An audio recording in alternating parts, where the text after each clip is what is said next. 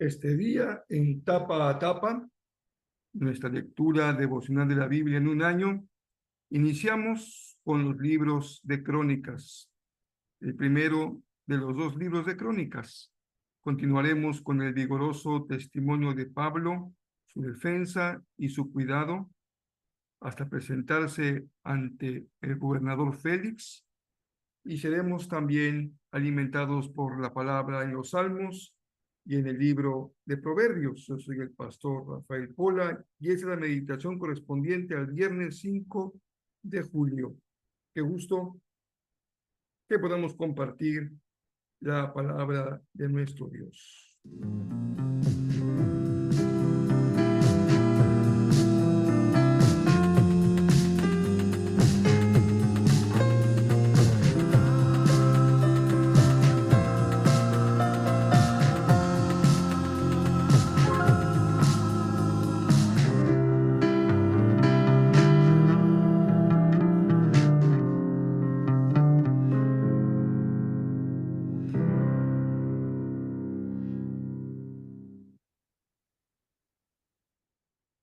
Las autoridades advierten que el día viernes 5 sería el día más intenso y más difícil respecto a la entrada en Cancún o en la zona de la costa del estado de Quintana Roo del huracán, que todos estamos alertas y pendientes.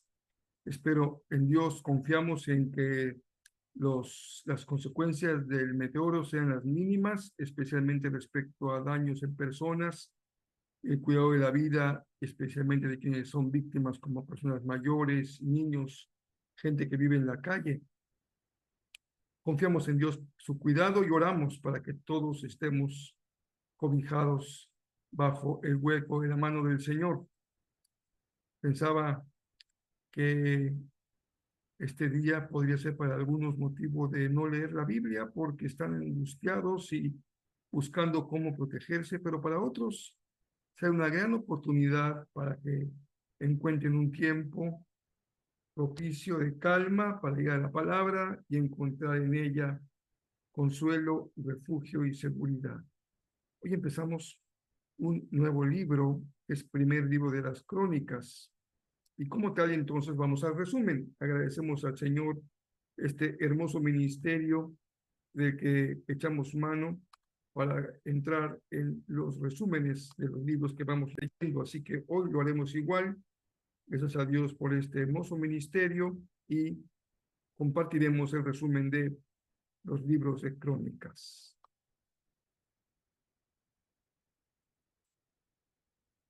Los libros de Primera y Segunda de Crónicas. Aunque en nuestras Biblias son dos libros separados, esa división no es original. Debido a la longitud del rollo, el libro fue dividido en dos, pero fue escrito como un solo libro con una narrativa coherente.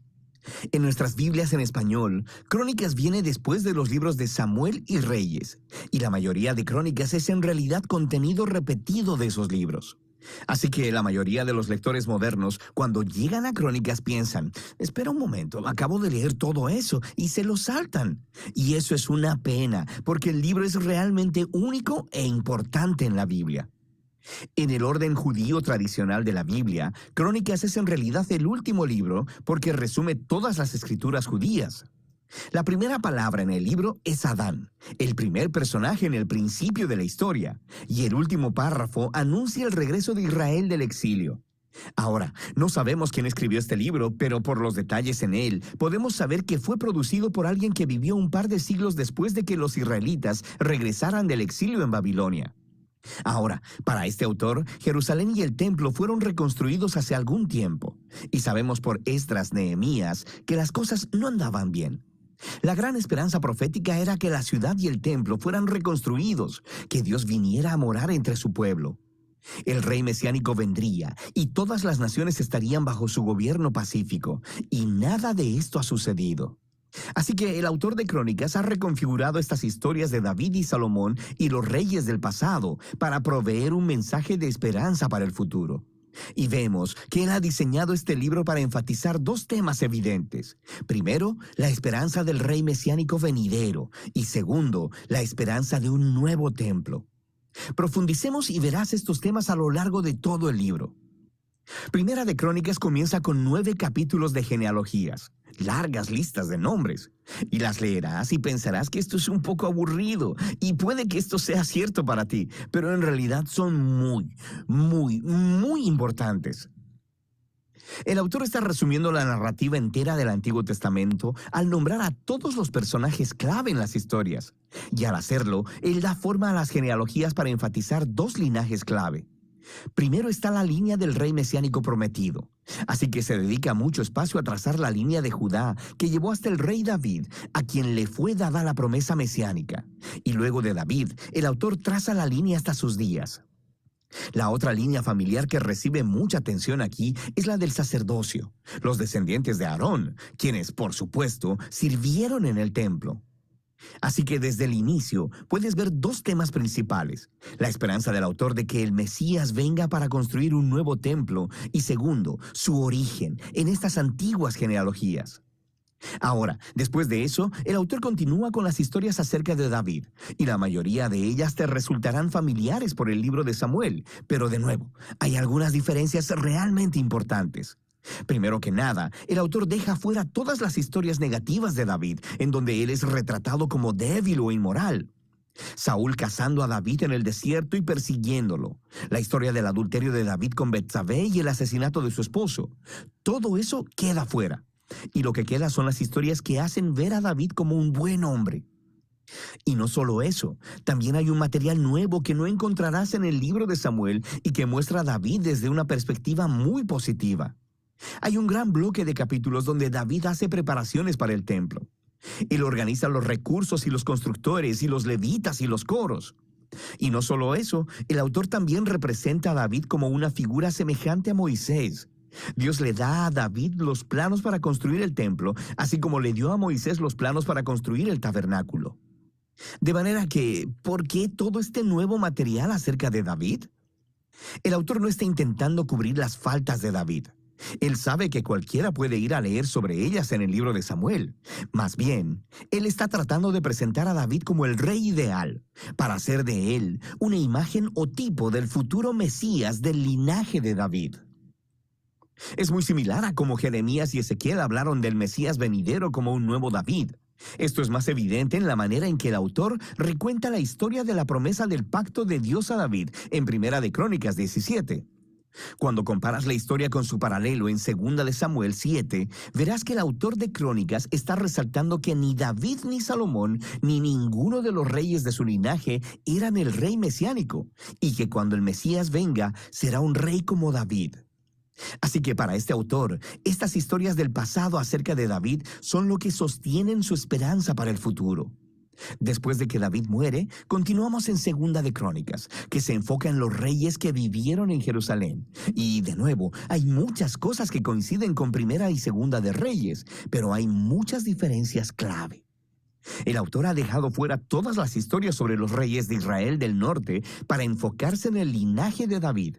Y hay mucho nuevo material acerca de estos reyes del linaje de David. Él resalta a los reyes que fueron obedientes a Dios y añade historias acerca de cómo su obediencia llevó al éxito y a la bendición de Dios. Pero también añade nuevas historias acerca de reyes que fueron infieles a Dios, no siguieron la Torá y llevaron a Israel a adorar a ídolos. Y estos reyes enfrentaron horribles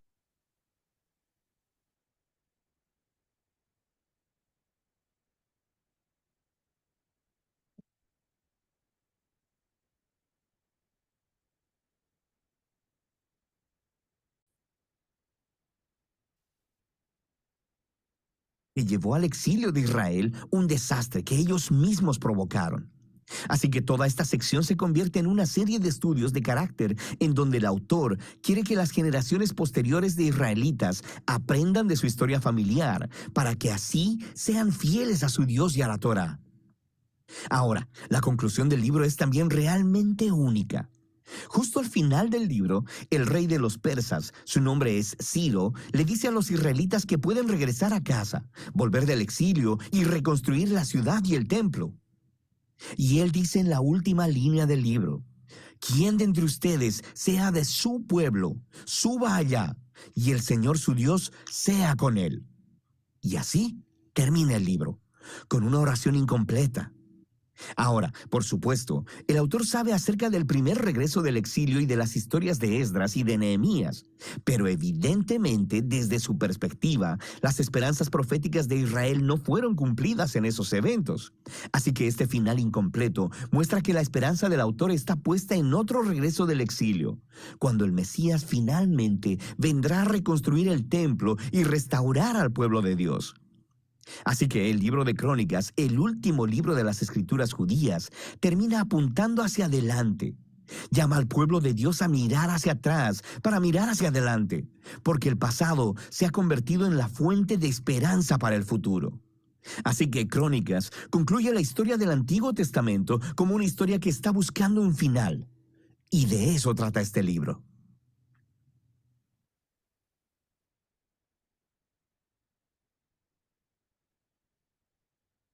Gracias a Dios porque podemos contar con esos recursos.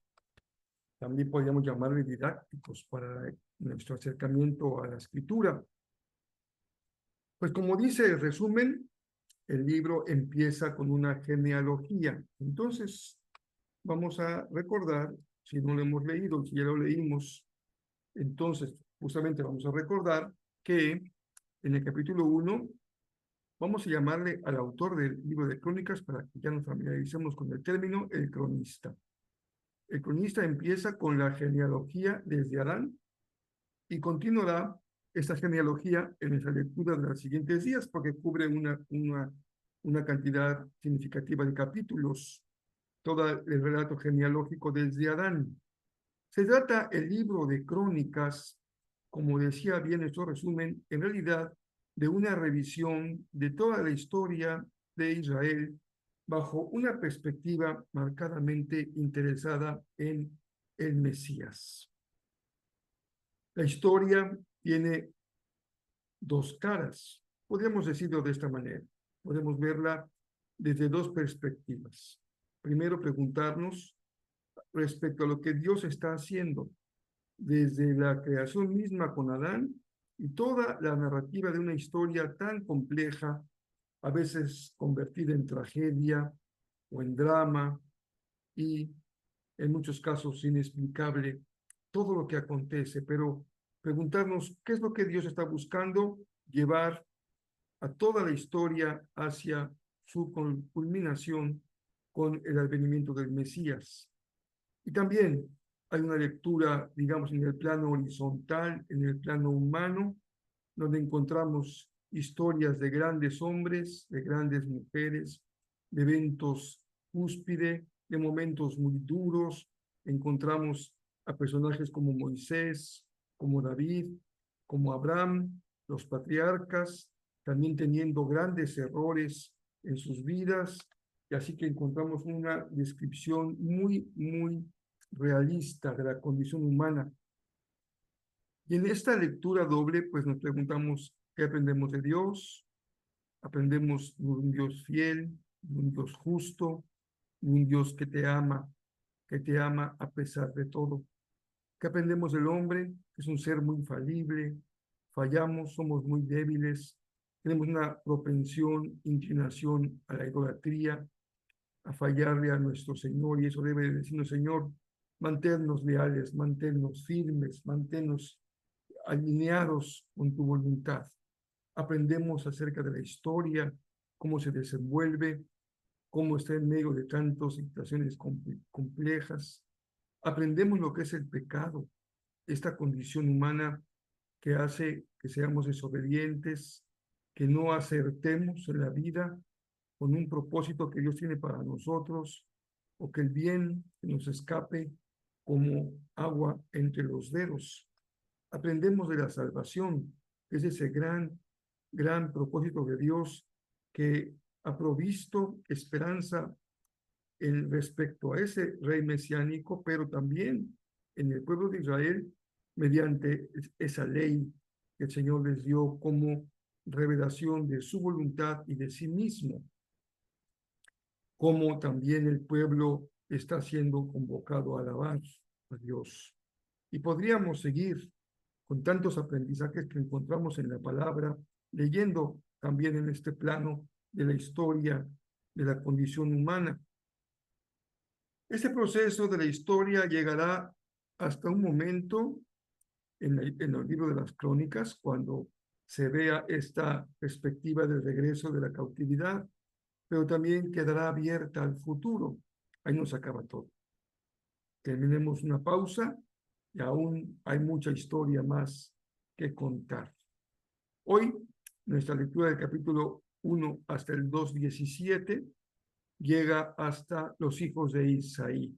Recuerden que decía la lectura, el resumen de los libros que tendrá especial interés el cronista en David como modelo, como tipo del rey mesiánico.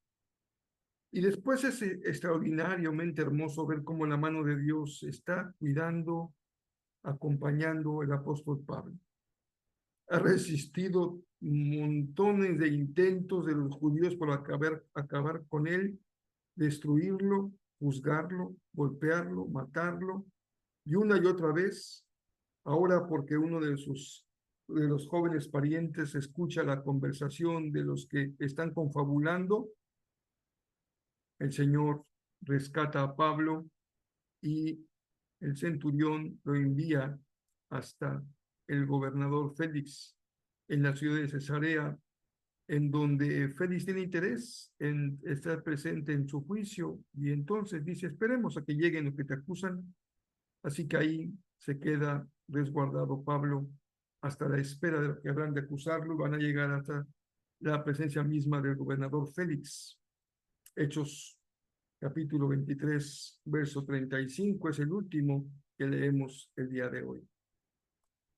Y el Salmo 3, que es el salmo que corresponde al día de hoy, versos 1 al 8, nos comparte un momento muy duro, muy terrible de David, cuando él expresa su dolor, su lamento por la sublevación de su hijo Absalón. Hay un lamento, pero también este salmo nos muestra esas dos caras de nuestra vivencia, de nuestra relación con Dios.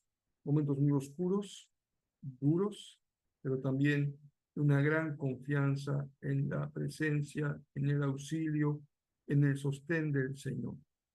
Si estás viviendo un momento muy duro, no solamente respecto a la situación climatológica, sino respecto a tu vida personal, encuentra en el Señor tu confianza.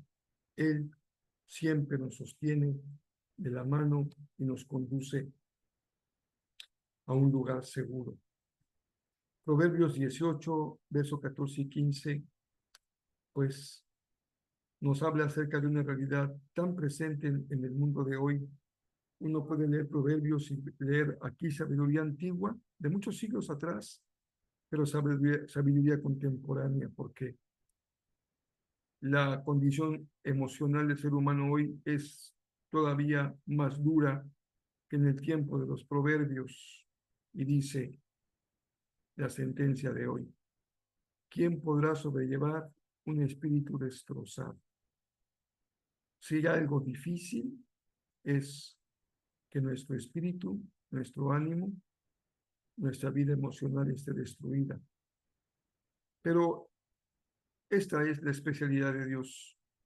Las personas destruidas, lastimadas, heridas, depresivas, enfermas, pecadoras. ¿Y tú conoces a alguien? Si este alguien puede ser tú mismo, entonces que si no te permita sobrellevar el espíritu en sus manos de amor. Para eso existe la iglesia, para los destruidos, los lastimados, los marginados, los destrozados. Y esperamos en Dios que Él nos convierta en personas inteligentes. Queridos hermanos, nunca dejen de buscar el aprendizaje de las cosas del Señor. Nunca acabamos de aprender. Cuando empezamos en enero 1 la lectura de la Biblia, algunos pensarían, bueno, yo ya la leí. En mi caso como pastor, pues creo que la he leído muchísimas veces. No todos los años la leo siguiendo el sistema de la Biblia completa en un año, pero sí muchos años lo hice. Entonces la he leído, yo creo que muchas veces, completa, y luego estudiarla por libros o por temas, pero cada vez que uno va a la palabra, el Señor nos recuerda tantas cosas, nos enseña cosas nuevas, lo leemos con otros ojos, con nuestra experiencia, con nuestra perspectiva, y el Señor siembra en nosotros su palabra siempre. Bendito sea el Señor por eso. Y ahora estamos también preparándonos para que sigamos el domingo con la serie Ganar. No es fácil, pero vale la pena. Y como vimos este video pequeño de los ciclistas, si no, tú no lo has visto porque solamente nos acompañas en la meditación, puedes encontrar en Facebook el mensaje del domingo pasado en el culto de las 10 de la mañana. Ahí pusimos un video pequeñito de unos ciclistas y me gusta mucho porque muestra ese esfuerzo diario por prepararse para ganar, pero no concentra la atención en el ganar la competencia, sino ganar significa ver una hermosa mañana, levantarse el sol, tomar un café delicioso, preparándose para salir a rodar, compartir con personas que uno quiere esa experiencia, tener la bendición de un ambiente que uno disfrute. Hay muchas formas en que la vida nos permite ganar, no solamente ganar la competencia, pero queremos ganar la competencia. Y en este domingo, en el culto de las 10, espero que pueda ser presencial, si no, por medio de los medios digitales, si tenemos luz, también esperemos en Dios que así sea. Dicen los proverbios que el caballo se prepara para la batalla. Bueno, como la serie es respecto al esfuerzo deportivo, pensaremos en el caballo, pero no para la guerra, en el caballo para la competencia de equitación. Y fíjense qué sabia es la palabra, lo que aprenderemos de cómo se prepara un caballo para la competencia. Y no te lo pierdas. Invita a alguien.